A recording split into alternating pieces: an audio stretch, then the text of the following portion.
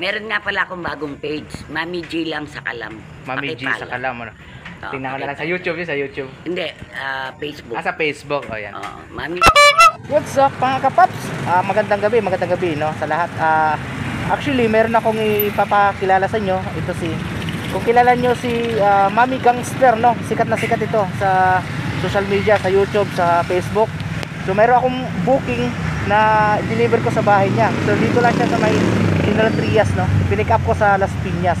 So ngayon nakausap ko na siya sa phone at papunta ako doon sa bahay niya.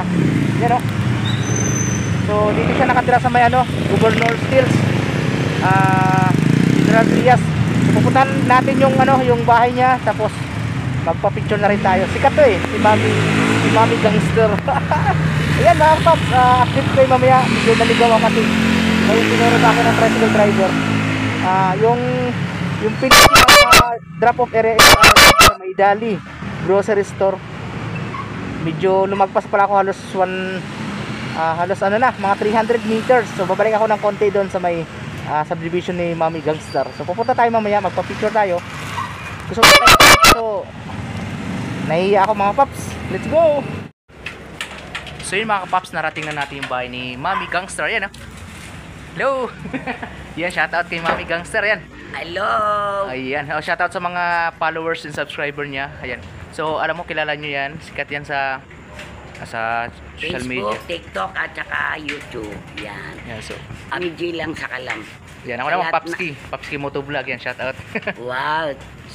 Vlogger ka rin. Opo. Okay, thank you. Ingat ka ha.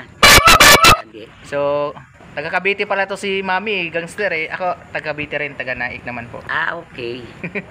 Sige. Shoutout mo madam yung mo. Shoutout kay ano nga yung pangalan? Papski Motovlog. Papsi Motovlog. Yan, paki-follow. Priority ko yung deliver mo, nabasa ko yung pangalan mo Talaga. Galing pa Las Piñas. Oo nga. Binilisan. Si Raymart yung kaibigan. Kaya pala. Narinig ko lang sa kanya, sabi niya, vlogger daw to. Sabi ko, parang nabasa ko yung pangalan. Ay, kilala ko to Mami Gangster. Excited ka. Lumipad nga doon dulo na punta. Kaya nga lumampas siya nasa Parang halid. excited ka biglang yung malapit ka na, biglang naligaw ka.